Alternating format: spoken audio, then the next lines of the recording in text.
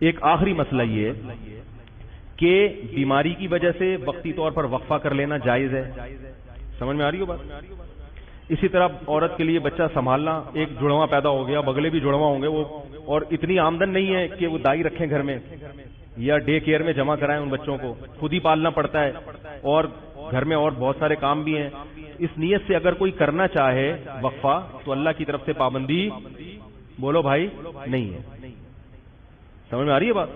تو پابندی نہیں ہے. کوئی ایسا وقتی عارضی طریقہ اختیار کر کے وقفہ کیا جا سکتا ہے، اگرچہ پسندیدہ نہیں ہے شریعت کی نظر میں. اسلام میں ترغیب یہی ہے کہ نہیں کرو وقفہ، لیکن اگر کوئی کرتا ہے تو جائز ہے. لیکن یاد رکھو اس نیت سے وقفہ کرنا کہ میں اسکول کی فیسیں کہاں سے بھروں گا.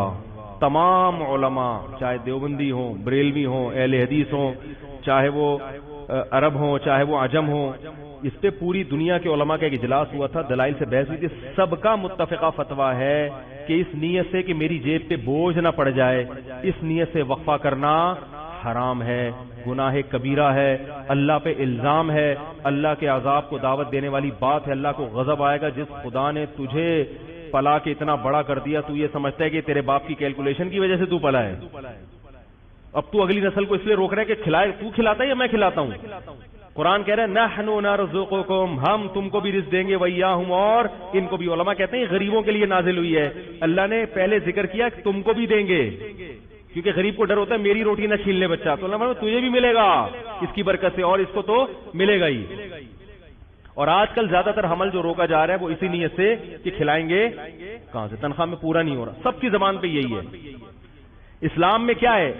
فیملی پلاننگ والے کہتے ہیں پہلے انتظام کرو پیسوں کا، پھر بچے پیدا کرو. اسلام کہتا ہے نا نا نا نا نا نا نا نا. غربت دور کرنے کا ذریعہ کیا ہے؟ نکاح اور اولاد کی کثرت، جو میں انشاءاللہ اگلے بیان میں احادیث پیش کروں گا اس پر.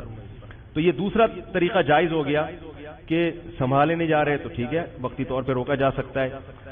اور اس نیت سے حمل روکنا کہ لوگ کیا کہیں گے اتنے بچے، اس نیت سے بھی حمل روکنا کیا ہے؟